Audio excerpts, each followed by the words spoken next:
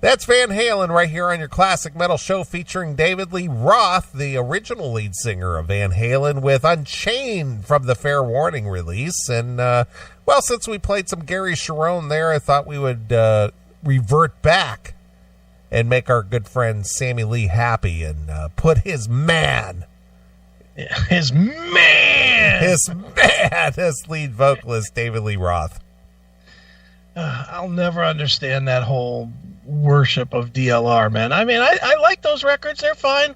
They're great records. I'm not going to argue that they're not, but man, oh man, the level of hate that is leveled to everybody else. It's not those guys' fault that fucking Eddie wanted a different singer. Well, why don't they need Eddie? I get the whole David Lee Roth thing, because you got to realize, you know, if you want to look at the history of music, you know, as far as rock music is concerned, Van Halen kind of hit the airwaves of what, 78? Yeah. And, you know, there really wasn't a whole lot going on in 78 as far as hard rock music was concerned. And at that time, Van Halen was considered hard rock. Sure. So with Running with the Devil and with Van Halen, with David Lee Roth having that, you know, what do you want to call it, charismatic front man? That swagger. Yeah. They carried 70s music into the 80s with the really ultra long hair and the spandex and the over the top showmanship, and obviously Eddie Van Halen himself bringing to the table the you know, his unique style of playing guitar. Right. And so they ushered in a whole new era. I would give Van Halen credit for the whole 80s boom. I would think so, sure. Yeah, because a lot of people wanted to emulate what Van Halen was doing. So I kind of get that. And, you know, the thing is that being that they were original, and then you bring in Sammy Hagar, who obviously had a stellar career as the frontman for Montrose and, of course, as a solo artist. Sure. And releasing several, you know, notable records on his own. I remember being in, when I was working at Camelot Music when I was in college, the big record at that time was 3 Lock Box. Love it. Yeah.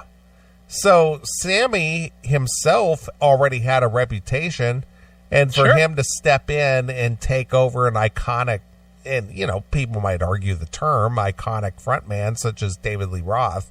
Yeah, there's a little bit of, you know, like, you don't hold a candle to David Lee Roth, man. I get all that, but why don't they hold Eddie responsible for that? Eddie made the change. That is true. But nobody holds Eddie. Everybody blames Sammy if they don't like 5150 or Balance or 0812 or whatever. Fair enough, they don't like those records. But they always blame Sammy. Sammy just took a job. Well, Sammy's the face. That's the whole thing. It's like, he's the face of Van Halen, man. Yeah, but Eddie was the responsible party. There's no Sammy Hagar. There's no Van Hagar without Eddie Van Halen making that decision. Absolutely true. But I think what it is that the fact that Eddie has been the consistent force in Van Halen, he doesn't get the blame. Yeah, but he never got the blame, did he? No, absolutely not. You know, and again, I could care less either way. I like those Sammy Hagar records. I'm a Sammy fan. I like the Van Hagar better than Van Halen, to be honest. But I honestly see them as two different bands. It is. It really is. It's no different than Black Sabbath with Ozzy or with Dio. Yeah, same thing. Yeah. Just totally different music. Same name, different sound. Yeah, exactly. So, you know, I mean, to me personally, there's no reason to be angry at any of them, because they're two different bands that just had the same name. We don't hate one or the other Great Whites. They're two bands with the same name. Absolutely. But do we listen to the other Great White? Dude, Elation's my favorite album of all time. I'm sure it is. I mean, I don't listen to anything other than the Jack Russell version, even the Jack Russell's Great White. You're not a big fan of Full Circle? It's not that I'm not a fan. It's just that it doesn't grab me. It just doesn't do anything for me. Yeah, Great White is Jack and Mark. It is. Period. And Van Halen for you is David and Ed. Yeah. And is it all four, or is it just David and Ed? No, I don't dislike the Van Hagar era. Mm-hmm. It's just that as far as my preference is concerned, if somebody says, hey, you want to listen to some Van Halen, I'll listen to the David Lee Roth era before the Sammy era. Right. Now, and you don't even, if somebody says, hey, pick a Van Halen track, you're not even thinking about 5150 or not at all. Finish what you started or whatever. Now, I got to be honest with you, when it comes to the music videos, the presentation, I'll look at the Sammy era first, especially since you brought up Finish What You Started. Yeah. They got some hot bitches in that video. Yeah, they do. That little dark-haired girl in the white cowboy short skirt, the little she's kind of like a Western-looking girl. Yeah. Oh, she's fucking hot. Yeah, there's definitely, they definitely brought the bitches when Sammy joined. Problem was, that song anyway, that's like my least favorite Van Halen song. Yeah, well, it's not a favorite song. I just like the video. Just like the bitches. But I also like the video for Best of Both Worlds. Yeah. Mm-hmm. Did you ever see the Van Hagar era of Van Halen? I did. Did you like it? Yeah, it was good. I mean, like I said, I don't dislike it. Yeah. But if preference, I would go with David Lee Roth because I like the darker grittiness of it. The Sammy era of Van Halen for me is very poppy. It's very sunshine and happy, and the whole it's hair metal. It is what it was. It is.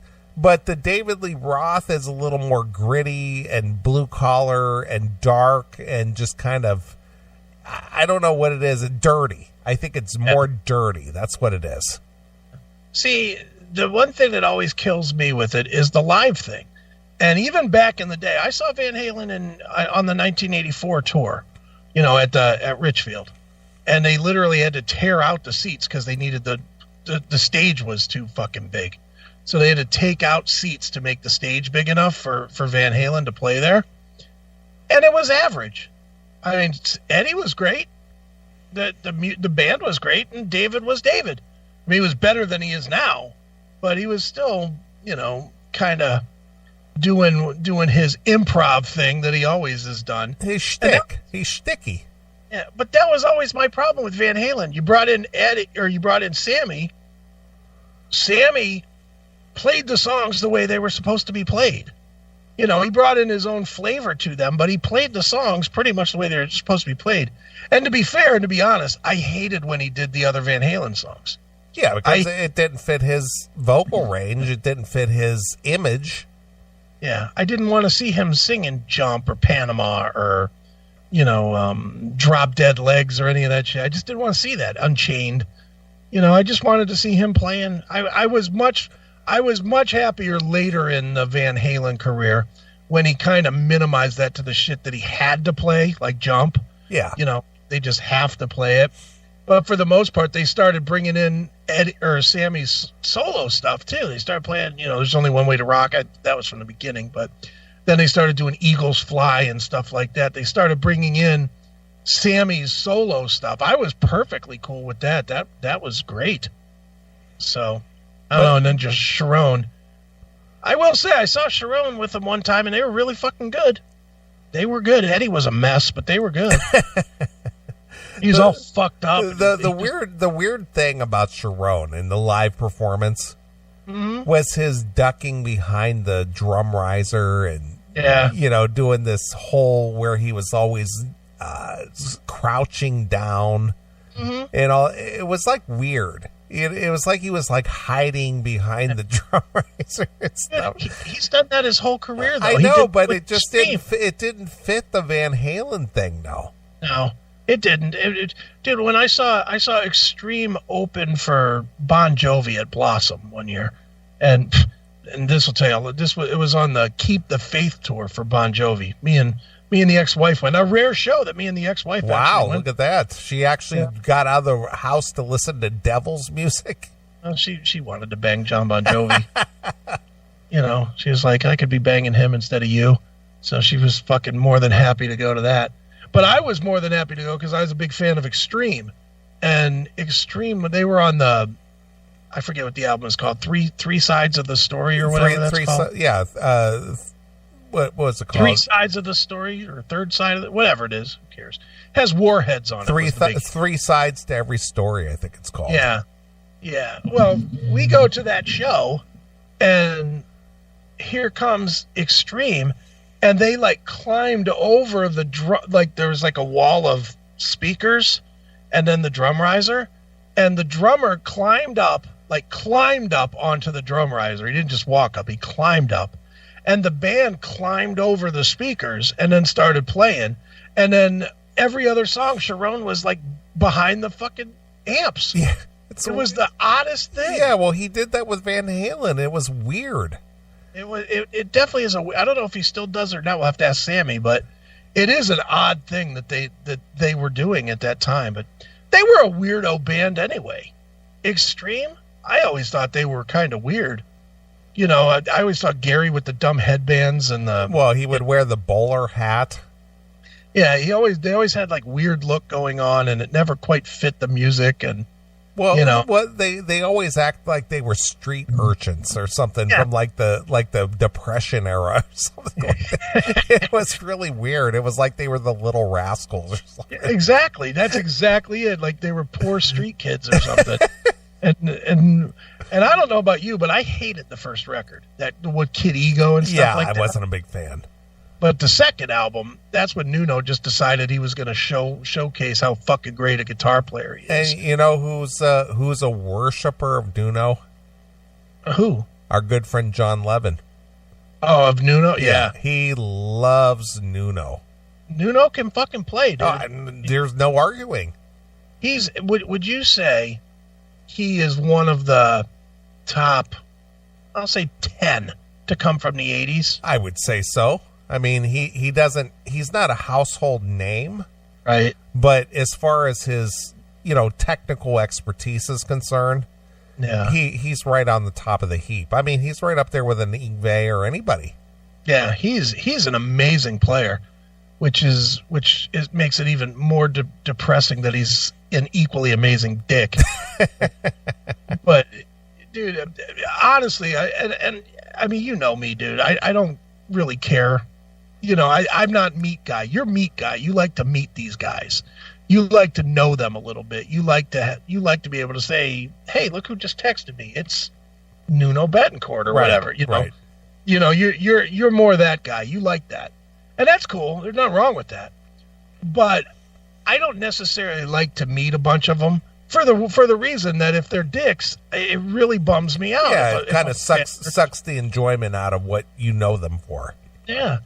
And one of the biggest disappointments I ever had was Nuno, because he had that solo record called Schizophonic, I think is what it's called. Mm-hmm. I think it's called Schizophrenic. It might be, but it's Schizo something.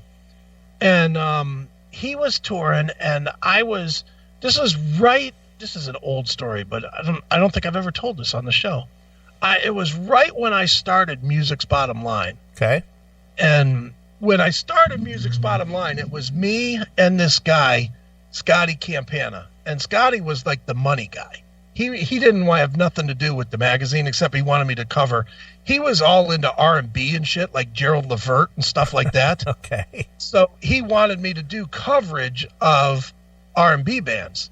But I had no background in that. My whole background was rock and roll and metal and stuff.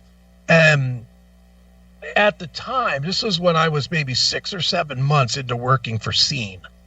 So I agreed to start this magazine. I didn't know anything about doing a magazine or whatever, but I just had good contacts.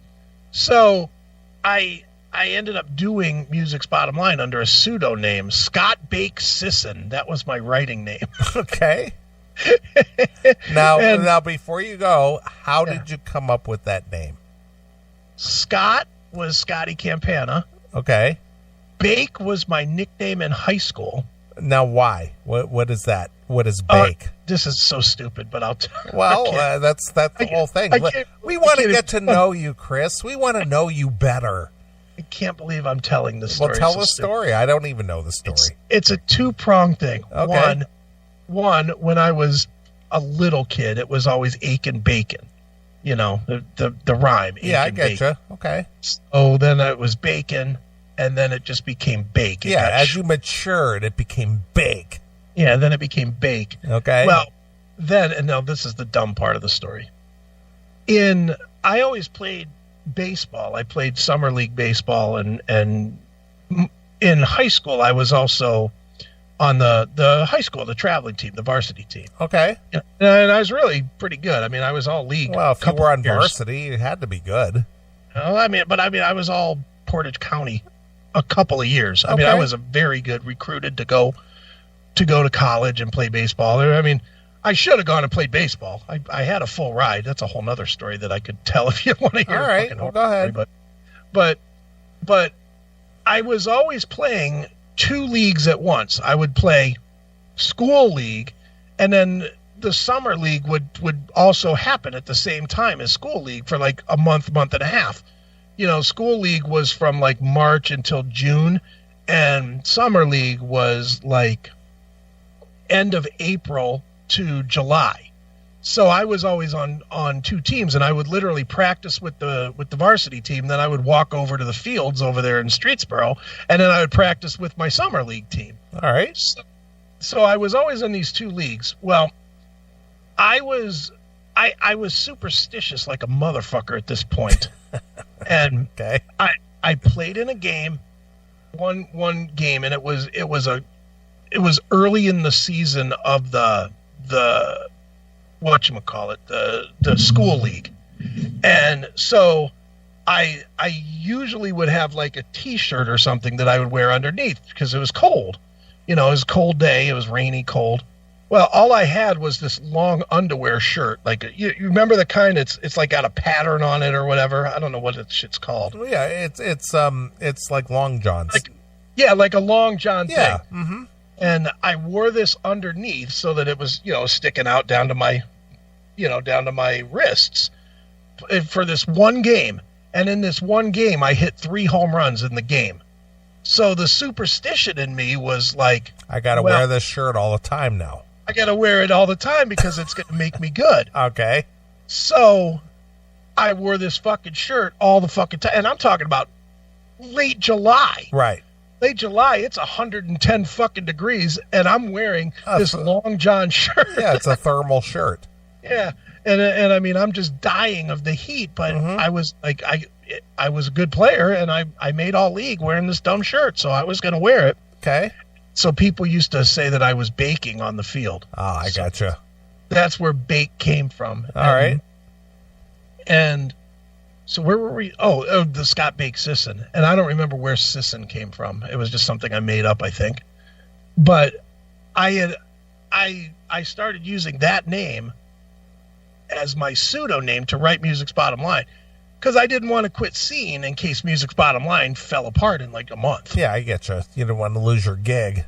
Yeah, exactly. All right. So once that business started, the Music's Bottom Line business started, Scott Bake Sisson was born, and we were doing coverage of all these different bands, and like I said, Scotty wanted to do R&B, and I was more metal guy. So what were we referencing here? Well, about Music's Bottom Line and getting started and how you got your name and interviewing. So you interviewed Nuno. Yeah. Okay. That's right. So I did interview Nuno, and I was very pumped to interview Nuno. And one of the things that Scotty Campana, the guy that actually owned Music's Bottom Line at the beginning, was he had a record label out there, as well as he was trying to build a whole media complex. And he had the magazine, and he was building a TV show, and he had a record label, and he was signing these bands. Well, one of these bands was a 2-guitar team, and you might remember these guys. They were called the DeMarco Brothers. Okay. Johnny DeMarco, and they were amazing guitar players. I mean, really amazing. And so I used my contacts.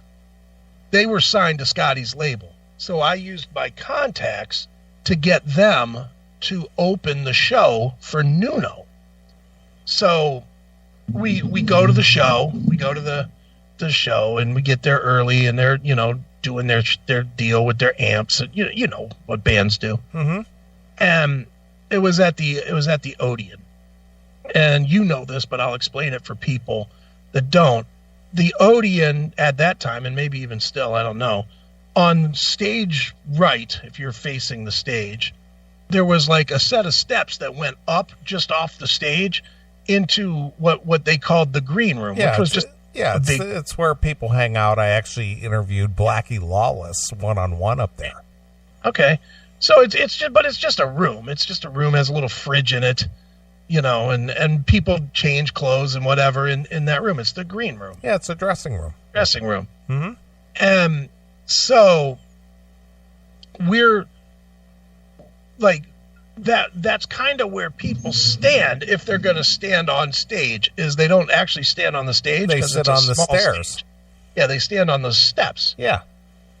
So I was standing on the steps as the DeMarco brothers played, and Nuno came down the steps, and he stopped behind me, and I just looked up at him, and I was like, "Hey, man, how are you?" And he didn't say nothing, and I just turned back around. I just figured, all right, I'm not going to fuck with him. I'll just leave him alone. So the DeMarcos, they're playing, they finish a song, and Nuno taps me on the shoulder, and he goes, "Are you going to fucking move or what?" And I was like, "Fuck you, or what?" And I turned back around. Yeah, step like, over me. You. I was like, "Fuck you." And then he kind of nudged me, and I just turned around and fucking pushed him, and was like, and he fell back on the steps, and I was like, "I don't give a fuck who you are, dude. I will fuck you up," and that was it. And then I just fucking got out of the way because I didn't want to get my band pulled off the stage or anything. But, right. But he was a total dick, and it was like, what an asshole. How about just saying, "Hey man, I got to get by." Yeah. Could you slide over for a sec, or while I get by here or whatever? Exactly. Or step down or whatever, so I can get through here. But he was a total dick about it. And I'm going to be fair here. This was at a time, and you knew me in this time. I think it was even before you knew me. But I was a much more angry, much more volatile person than I am now. What? I know that's shocking news and all, but I know you, even when you met me, I was pretty volatile. Yeah. So I was like 24 or 25 years old or whatever. I was always ready to fucking go. And I wasn't taking any shit from anybody ever. I didn't give a fuck if they were famous or not. They weren't famous to my fist. That was always my thought, was I'll be famous if I punch him in the fucking face. But yeah, he was a total dick. Just, are you going to fucking move? I was like, fuck you, dude. Who the fuck are you, shitwad? Yeah, exactly. But anyway, that's my Nuno story. I gotcha. Well, speaking of guitarists, yes, I got a real quick story. Not that this is of any significance at all. Okay. Well, there's a guitarist from the Akron, Cleveland area, and you know the name. I'll throw it out there. Neil Zaza. Another guy I don't like. I know. I just thought of him when you said Nuno. Yeah. I'm thinking, okay, Neil Zaza, he's kind of a name in the Akron, Cleveland area. I mean, he's had a long career. Yes. I mean, he's been around for, 30 plus years. Mm-hmm. But he's more or less a technical guitarist. Sure. He's got a lot of, releases out there, worked with a lot of different people. Mm-hmm.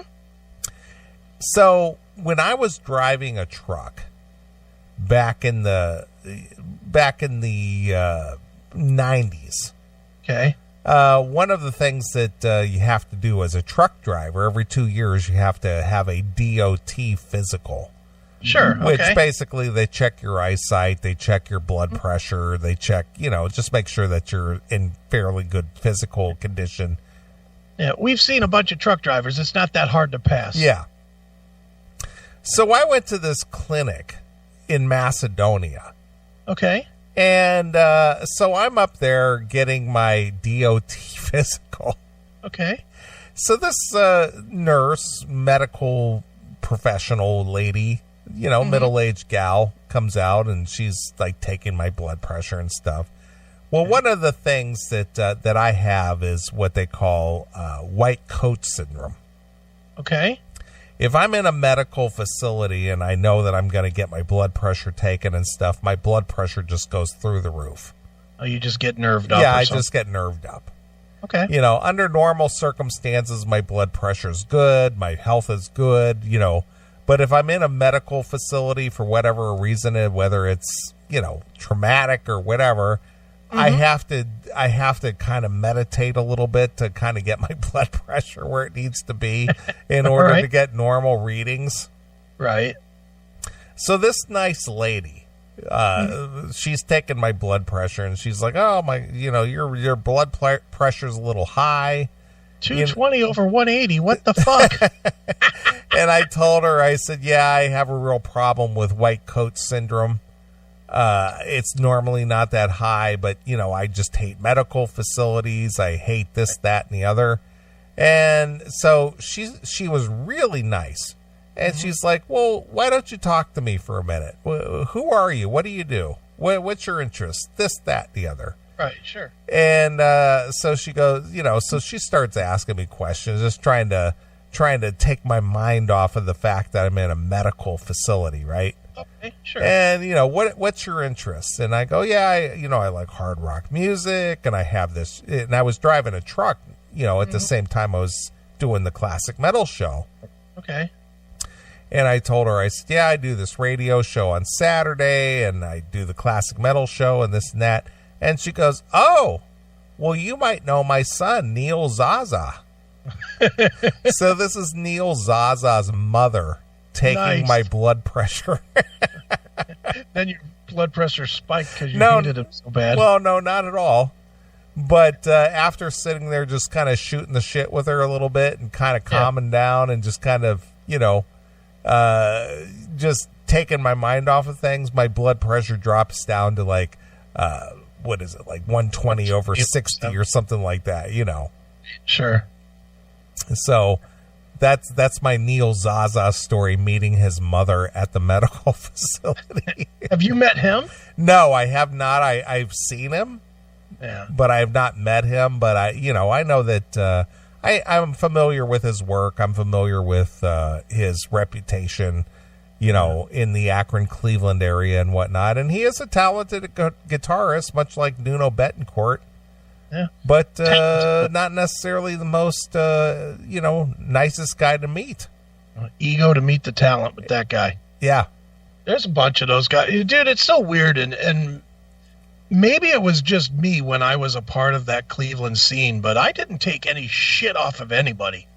I was an anomaly to it. And because, like, even Matt, my partner that I did the metal show with, Matt got along famously with everybody, but he's not, he's not confrontation guy. Well, Matt is very passive. Yeah, he's definitely not an alpha. He's definitely a beta male. Yeah, he really is.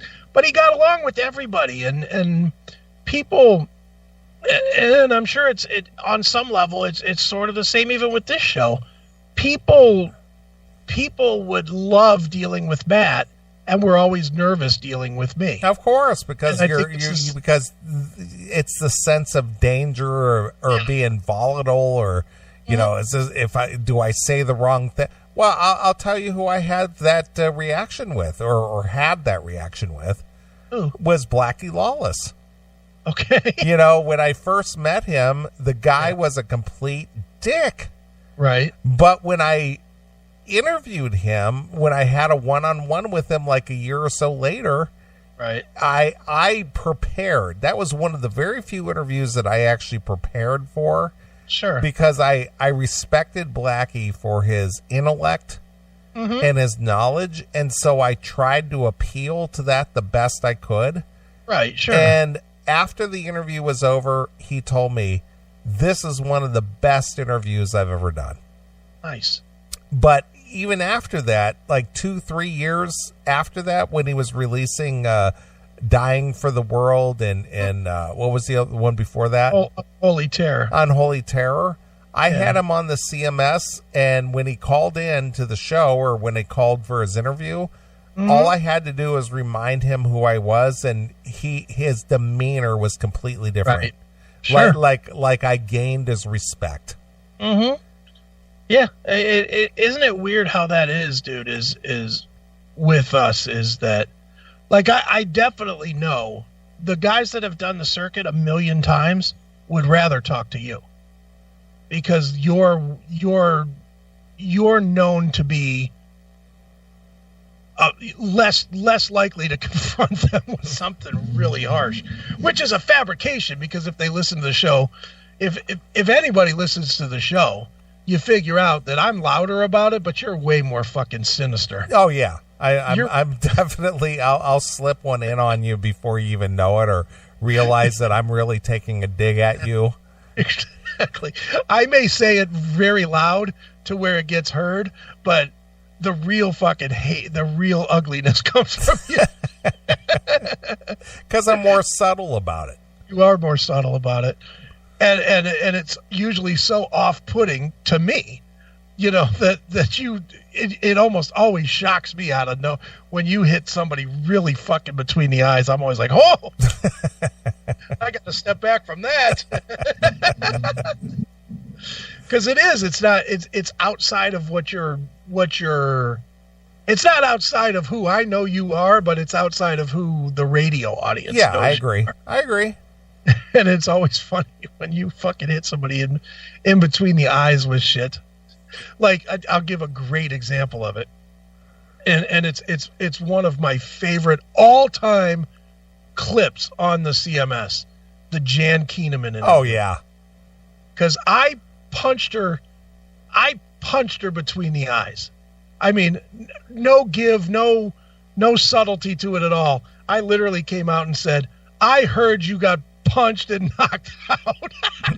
I said that, and then you followed behind it with this subtle but another punch equally as hard. You came right behind her and go, and then there was silence. Yeah, exactly.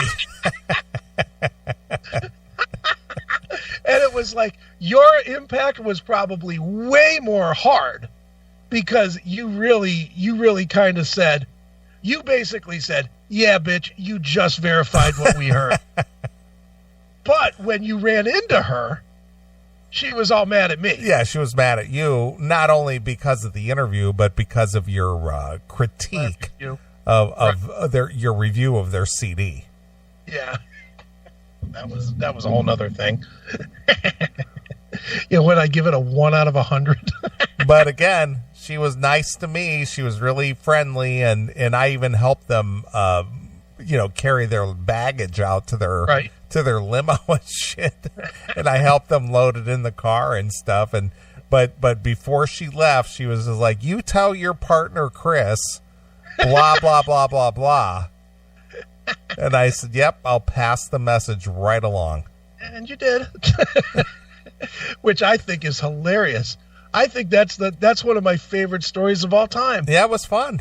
That some dumb thing that we said on this dumb show actually got to a stage somewhere. It did. That's so awesome. Yeah, it was funny. Too good. Well, speaking of chicks. Yes. This is our bashing chicks segment. Well, I'm always up for that. Well, I ran across this article today, and I was like, "Who's this guy?" I have no idea. I don't watch network television. I don't watch these stupid reality shows or whatnot. Sure. So right. I see this headline, and I'm just like, "Who the fuck is this guy?" Fuck are you, shitwad? Exactly. We're getting a lot tonight. We need to get that clip dug out. Well, let me dig it up here real quick. Yeah, I mean, I've used it 2 or 3 times tonight. What the hell? Who the fuck are you, shitwad? Yeah, we love that clip. I got to get my clips. Do we want... I've been meaning to ask you that, too, while you're looking for it. Do I need to have a clipboard again? Depends. I mean, it was... listening last week to the best of and hearing the old clips kicking off, I am loving this. Yeah, just as long as it's not as bad as Nick DiPaolo trying to figure out which one to play. No, I would definitely... I would probably organize it the way I used to have it before, where it's on my screen and it's, broken into categories so I know exactly where everything is. Yeah, DiPaolo doesn't know what he's doing. Yeah, he's sitting there trying to pick and choose and looking for it, and it's just like, yeah, the joke's lost now already. Yeah, the joke is like 10 minutes past. Who the fuck are you, shitwad? So there you are. There it is. So I see this headline, Mm-hmm. and I'm like, who's this guy? Tanner Tolbert. I have no idea who that is. Tanner Tolbert. Tanner Tolbert? So he shares this bombshell with the rest of the world, whoever he is. Yeah. Tanner Tolbert stopped by, and I have no idea who this is either. Nick Viall's, V as in Victory, ILL, Nick Viall. No idea who that is. Stop by his podcast, The Viall Files. Oh, the Viall Files. Never mind. And discuss life as a married father with a newborn, including postpartum sex. Ew. Why is he talking about this? Well, it's just like, hey, I found out this guy was like a bachelor on one of these reality TV shows or something. Yeah, Bachelorette 11. Okay, I don't know shit about this because I don't watch that garbage. Ew, and here he is with his fucking pregnant, ugly wife. Ew. So apparently this guy met some chick on a show and married her, I guess. Ew, every picture on his fucking Instagram is like kids. Bachelor in Paradise. Boy, his chick has fucking big tits, though. What paradise is it for some bachelor who's, I guess he's reasonably attractive as a man, and to qualify for a show, yeah, you would have to think that this guy got some kind of game, right? Yeah, the chick he's banging has huge titties. Yeah, but he marries her and bangs out a puppy. Mm-hmm. And this is what he has to say. Okay. What romance? The Bachelor in Paradise alum initially joked when Viall asked about romance and relationships. Tolbert admitted that the intimacy in his marriage has changed because he wants sex more now, while his wife, Jade Roper Tolbert, wants it less. What? She banged out a kid and she doesn't want to fuck you anymore? What? God. Unheard of. God, are you kidding? Does that ever happen? Has that just happened to you? He's the first and only. That's never happened any time in the history of man. Chicks have never fucking had a kid and then all of a sudden only been about the kid. Never happened before, ever. Yeah. He's just like, what? I gave up my bachelor lifestyle for this? Well, you should have wore a condom, you dumb shit. So he goes on, I get why, Tolbert said, but it is hard. It's one of the biggest things we talk about. I'm sure it is hard, and it might be the biggest thing you're talking about. Yeah, but stop flapping those lips talking to me and wrap it around the head of my cock. Right. Do some work here, hon. Yeah. Christ, do your job. Yeah. Here's his biggest revelation in all of this. Mm-hmm. He explained that sex took a nosedive when their first child was born. Nosedive.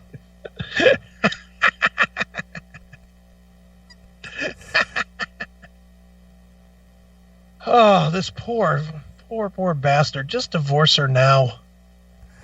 Or just, and this, dude, tell me if you agree with this or not. Don't you think when the chick decides she doesn't want to fucking give it up the way she used to? Yeah. Shouldn't she at least be okay if he goes out and gets some strange? Yeah. You don't want to give it to me anymore? I guess I'm going to have to go out and get some. Yeah. I mean, maybe that could be the reason for prostitution. Maybe we legalize prostitution, but we use it as a form to keep the man satisfied when his chick is going through her baby time. Well, they even did that in the Bible. They had a handmaiden. Yeah. You know, the wife approved of the, what did they call her? A chambermaid or something like that? Handmaiden, hand job maiden. Something like that. Come in and take care of the husband, because you don't want to do anything anymore. Do you think that the reason we can't do that is because chicks just simply don't get that sex doesn't mean that much to us? Boy, I don't know, but if you look back in the Bible, they had the handmaidens who would come in and take care of business because you weren't doing it anymore. So if I ever get into a serious relationship, I can just say that it's in the Bible. Yeah, it's in the Bible. Don't worry about it. It's in the Bible. Being a good Christian. Exactly. Now he's here and we have 2 kids. Oh, it is God. tough. And I feel like I had to beg for it. My God. Beg? You were begging for it? At this point, he looks like half a Popeye. Yeah. Just one big arm, one tiny arm from jerking his dick every day. Yeah. And I don't want to feel selfish. I hate asking. I hate trying because I don't want it to be pity sex. Why? At this point, that's all she's going to give you. Take it. This guy's a pathetic pud. Yeah, first and foremost. Yeah. I don't feel like asking. What? Then you're not going to get laid. Yeah, well, what he's saying is, I don't want him to be annoying, and I realize her priority should be on the kids, not me, but I feel like I'm on the back burner. How about you come back up to reality, dude? You had a kid with her, so now you're going to have to beg. Yeah. It's just the way it is. If you're only going to fuck her, you're going to have to beg for it. Yeah. In 99% of the cases. Now, when the kids turn like 6 or 7, or when they start hating mom, that's when you get back into where she sucks your cock for the fucking fun of it again. You know why? Because when you discipline the kids when they're fucking with her, she loves that. Right. That's when it starts coming. Dude, when my kids were little, it was always like, come on, baby, just lick my balls. Come on. Something, anything. When the kids got older and they would fuck up with her, and I would come in and be like, are you giving your mother a hard time? And I would start that kind of shit. Oh, man. There was a lot of puss being thrown around because I was taken up for her. All of a sudden, I could be the, the protector again. Yeah, you're the hero. Well, early in the game, she's the protector. Right. So he's just an annoying nuisance. And then all the dirty stuff that you want to do. I mean, look, I'm a mom now. I can't take a load in the face. I'm a fucking mom. Yeah. I can't do that. I can't fucking lick your testicles. I got to fucking go change the diapers in a minute.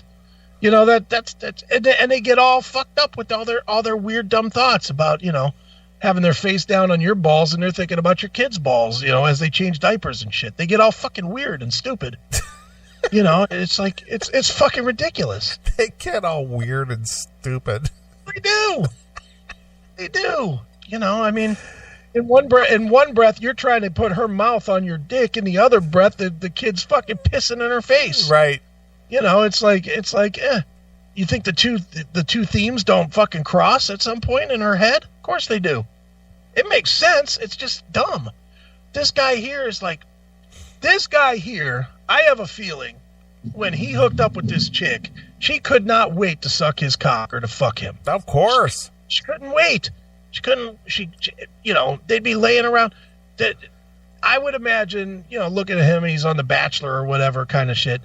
She's waking him up and fucking, you know what? I got to go to work, but I'm going to suck your dick before I go to work. Right. Just because I want to. Now that she's got a kid, now it's like, I ain't got time for that shit. I got to get the kid's bag ready, and I got to fucking make sure there's enough diapers and enough fucking Enfamil to get the kid through the day and all this other bullshit. 2 kids. 2 kids. Yeah, he's fucked. Yeah, that's over, dude. He should cheat. He's a good-looking dude. That's what I said. For a guy who was on Bachelor, I'm sure he had some kind of game going on prior to being on the show. So now he's hooked up with this chick, banged out 2 monkeys, and it's like, exactly. It's like, well, you might as well accept your fate now, dude. Yeah, his fate is pathetic at this point. Yeah. Just hearing that statement, oh, well, I just feel so bad to ask her. Why would you ever feel bad asking your chick to fucking have sex? Yeah, I got to beg now. Now, I get it if it's 4 o'clock in the afternoon and the kids just woke up from a nap. Yeah, it's a little hard to fucking work in a blowjob at that time. But for God's sakes, manage your time. The minute she puts those kids down and you start peeping them crying on that fucking little baby monitor, you pull that dick out and say, okay, hon, let's get back to business here. Right. This is your real duty. This is your wifely duty. Not just raising my kids. Hell, I'll fucking change a diaper. You work on this cock. I mean, for fuck's sake. Boy, oh boy. Yeah. What a disaster. Yeah. Yeah, not for me. No. Not again. That's for damn sure. So, here's a story for you. A personal story. All right. So, recently I had contact with a former girlfriend from, let's see here, 24 years ago. Okay. And I had not had any, interaction with her in quite a while. Mm-hmm. So, via email,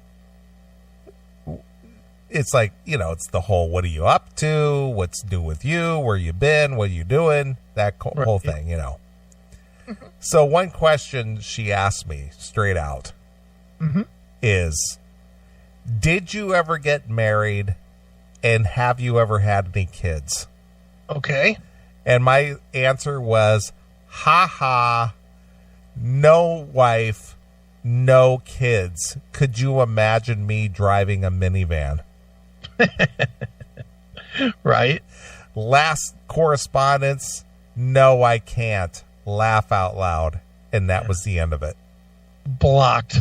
That was it.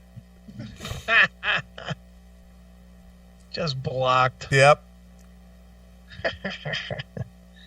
Yeah, so in other words, she had kids. And no, I don't think that was the case at all. Do you think she wanted to bring you into her world? Well, at the time, maybe. Do you have that girl in your world that you would have gone, like, it's the lost one that you would have probably taken the shot with? As far as what? As far as the whole deal, the whole marriage and kids and everything else. Boy, no, I don't think so. Not as far as the marriage and kids are concerned, no. Not even the marriage part? Maybe. All But right. that would have been a real hard sell. How long ago was this? Oh, shit. 30 years ago? It's not none of the ones that you're aware of? Years. No.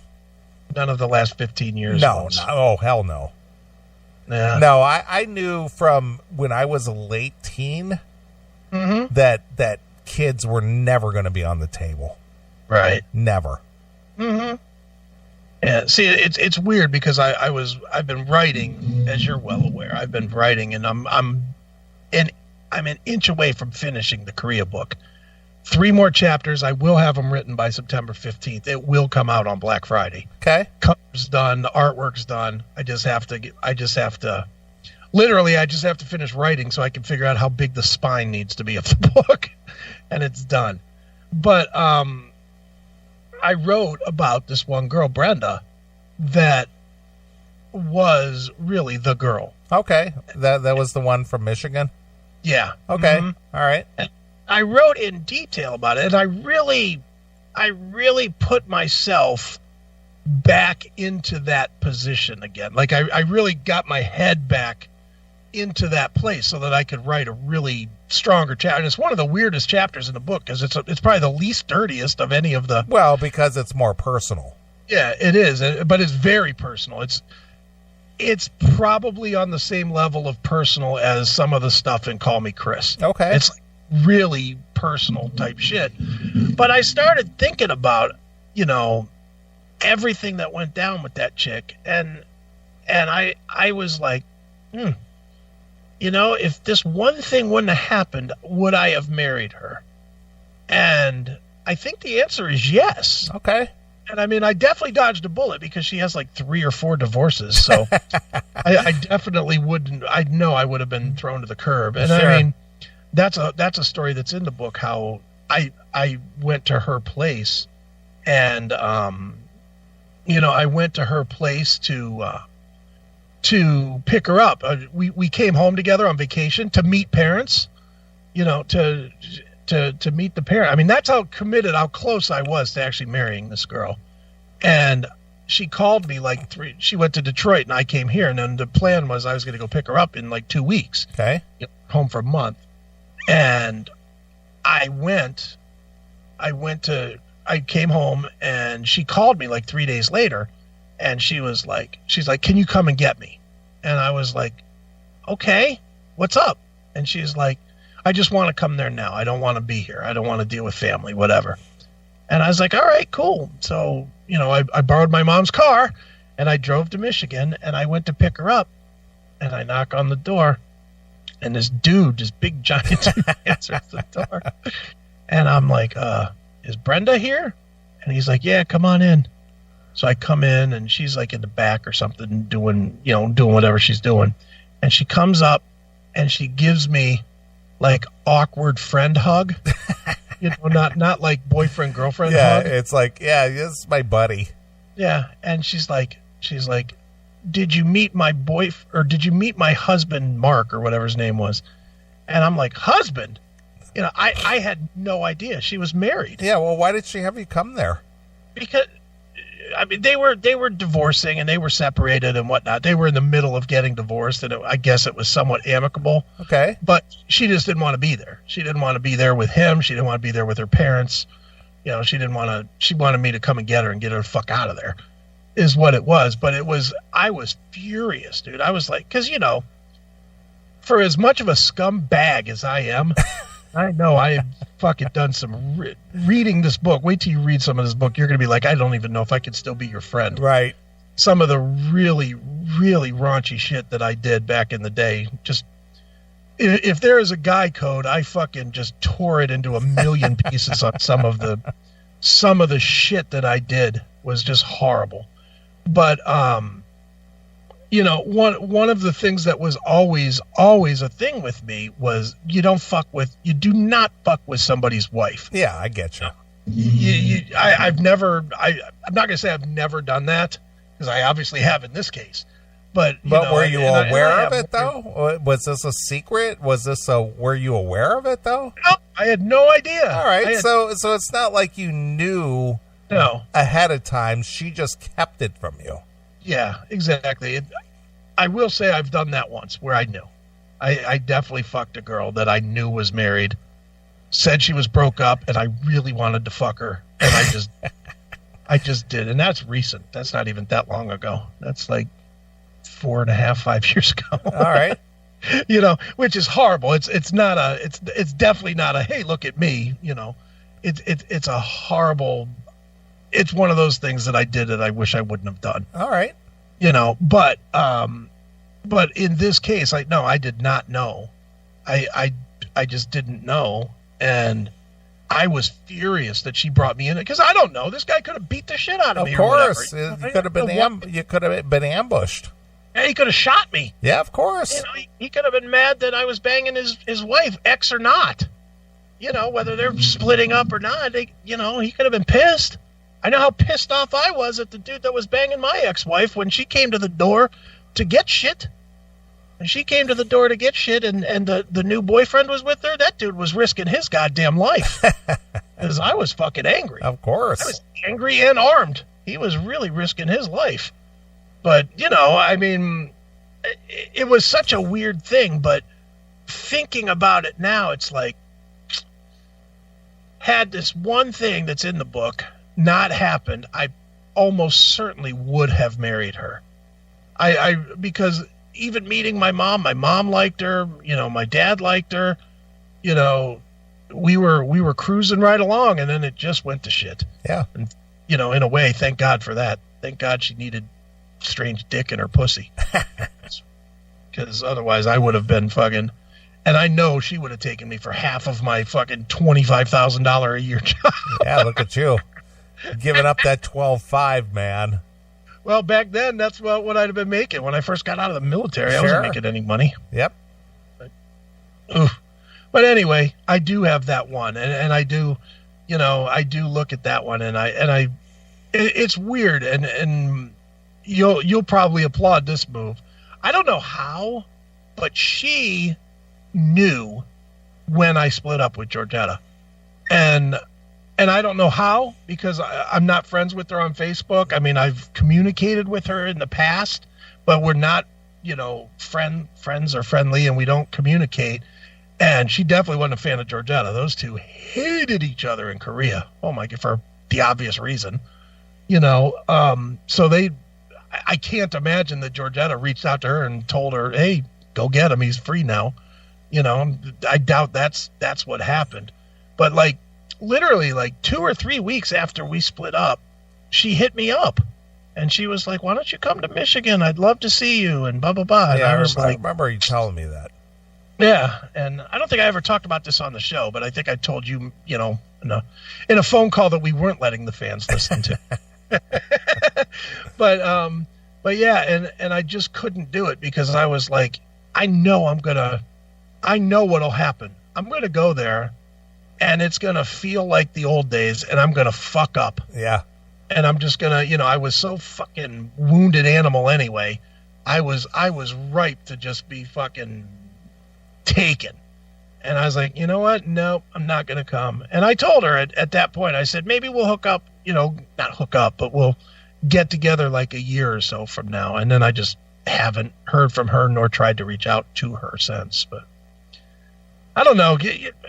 There's a thing to that too, isn't there? You can't rekindle. Well, that's that whole cliche. You can never go back home. Yeah. And 30 fucking years of experiences and difference. And obviously I had this burn thing, which fucking changed. I doubt very highly I'm even remotely the same person she even remembers. Right. Of course. Because I was just a slacker at that point. I wasn't like a fucking go-getter, let alone all these fucking burn scars and fucking extra 150 pounds I gave myself. So, I can't imagine that it could work out, but it's that, writing this new book definitely put it into my head again of maybe I should reach out to Brenda and see what's up. Yeah. Well, Dawn wrote a song on Solitary. Okay. It's called Sarah. Yeah. And that's what that song is about. Right. Everyone has a Sarah. It's that one that you can't get out of your mind. It's just that one. Right. So if you ever heard the song, I think it's on YouTube if you don't own the record, but yeah, it's called Sarah, and it's actually about a girl named Sarah. I've actually met her. Okay. And it was Dawn's one quote unquote true love, the one that got away. Yeah. And he wrote a song about it. And, I think a lot of people can relate to it as far as, that one that made that impression on you, whether it was good or bad. Right. But never escapes your mind. Does everybody not named Neeley have one of those? Well, I have one. Well, but not a serious one. I mean, not one that you truly... you just said that you wouldn't truly have pushed the marriage button. No, but I have the one that set the, what you want to call, made that impression that you compare everybody to. Yeah, but you would never go all in. No, of course you don't have one that you would go all in for. No, of course not. Yeah. Where I definitely, I had one that I went all in for, and then I had another that almost went all in for. Yeah. No, I learned early on. I mean, obviously, I've talked about being married at a very early age. Right. And that lasted for just under 3 years. Right. But after that was over, it was just like, boy, that was an experience I'll never repeat. Yeah. And from there on, it was just like, nope, that's never happening. Do you think if you really, and I mean really, not fabricated thought, do you think that if you went to actual prison for something, I'm talking prison. Yeah. Maybe not maximum security, but let's say minimum security. Yeah, you're locked up away from society for a period of time. Let's say for a year. Okay. Would you say, if that happened to you, just from what you envision it being, would it be better or worse than the 3 years that you were married? Being in prison for a year as opposed to 3 years of marriage? Of the marriage that you had. Well, the marriage that I had really was the only way that I can describe that is finding your way. Yeah. Because I was very young. I was 21. Okay. When I got married. Mm-hmm. And I was just making my way in the world. I had an opportunity, career-wise, to go to California, which I obviously did. And, I was just experiencing life, as it were. Okay. And it was just the wrong thing at the wrong time. If I had not done that and had the experiences I had, I might have a different outlook. Right. But I got into it too soon. It was too soon. Okay. And not well thought out. I was just following a pattern that I thought was expected rather than what I really wanted. Right. But after that was over, then I realized I can't do what's expected of me. I have to do what I really want to do. So if you could erase, and again, we're guessing here because we're saying that you did something you didn't do, which is going to prison for a year. Yeah. If you had prison for a year or that relationship for 3 years again, which would you choose? Is it knowing what I know now or knowing what I knew then? Knowing what you know now. I could deal with it better knowing what I know now, so I would deal with... Wait a minute, I'm not saying the relationship, everything that happened still happened. You just know about it. Okay. Now. So would you go back and... The same person? Those 3 years. So would you relive those 3 years with that person? Or would you go to prison for a year? Boy, I can't imagine going to prison for a year. Really? Yeah. I at least I had my freedom to whether I was with that person or not, at least I could leave the house. Yeah. I could tolerate that for 3 years instead of being confined in prison and getting butt fucked by Bubba. Well, you got to be stronger than that. You got to be able to fight back. Of course. But again, it's minimum security, not maximum. Yeah. You're not going in with murderers. You're going in with tax cheats and shit like that. I get you. White collar prison. Yeah, going in playing cards. If it was white collar prison and not Rikers Island. Yeah. Yeah, I would do the 1 year. Year. See, that's I roll that through my head. I did such a long stint, 23 years. That's a long time. A long time. I wonder how many years of prison would I do? And I got to think I would probably, if I could get rid of that time and have that time back, I think I would do like 4 or 5 years. So instead of 23 years, you would do 4 years in prison, but still have that 19 years to do what you wanted. I think I would. Yeah, I think that's an even trade-off. I think you could endure 4 years of being locked up, but still have 19 years to do with what you want. 4 years of being locked up versus 23 years of having notes taped on the fucking floor and fucking, not being able to say what I want to do, and or whacked in the head with a left. Yeah, or fucking not being told that I had scumbag friends and that I need better friends, and not being told that I was the devil and everything that I did sucked and nothing was a real accomplishment. And, and during the marriage breakup, I shouldn't even tell this story, but I'm going to anyway. And maybe I've already told it. I might have told you. When we were going through the actual breakup, I was trying to find any silver lining anywhere. And I said to her, name one thing, just one thing that I've done that you could, because I was adamant about part of the reason I was always, one of her big deals with me is I was always so fucking pissed off. And I was like, well, I'm always fucking pissed off because you never acknowledge a fucking goddamn thing that I do. And then so I said to her, name one thing in 23 years that I did that you were like cool with, that you thought was good. Yeah. Her answer was, can't do it. And I was like, what? Not even one thing. I was like, you can't name one thing that I did that was okay. Not one. Nope, nothing. Oh, okay. I was all right. So fast forward probably 7 months. I mean, we're divorced now. We're divorced. We're done. But we were, like everybody else, you're still kind of processing and you're still going through shit and you're still working it out, with that person. You're working out the next phase type of a thing. And you're trying to situate your head, I guess, around the next phase, or at least I did. And she hit me up one day and she goes, I don't think I was fair when I said to you that there was nothing you ever did that I liked. And I was like, okay, well, what did you like?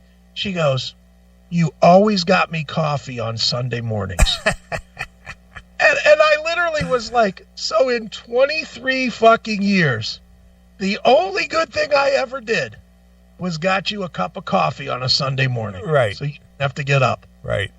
Yes. I was like, I guess we're in the right place where we should be. I literally was like, I guess we're exactly where we're supposed to be. Yeah. Too good. Yeah. All right. Well, one more thing before we take a break here. Okay. You watched the Dave Chappelle show Dave Chappelle special on Netflix. Yep. Mm-hmm. So I watched that the other night. Okay. And I actually did get a few laughs out of it. I got some laughs out of it, but I didn't think it was like crazy funny. No, it wasn't crazy funny. I agree with that. Yeah. Lot of cerebral funny. Right. And, Dave Chappelle is a maturing comedian, so he isn't wild and crazy and over the top anymore and that kind of a thing. Yeah. So his humor is more, what do you want to call? It's cerebral. Yeah, it's thinking man's humor. Yeah, it's thinking man's humor. That's kind of where I was going to go with that. Sure. But I especially enjoyed his take on the whole Me Too movement.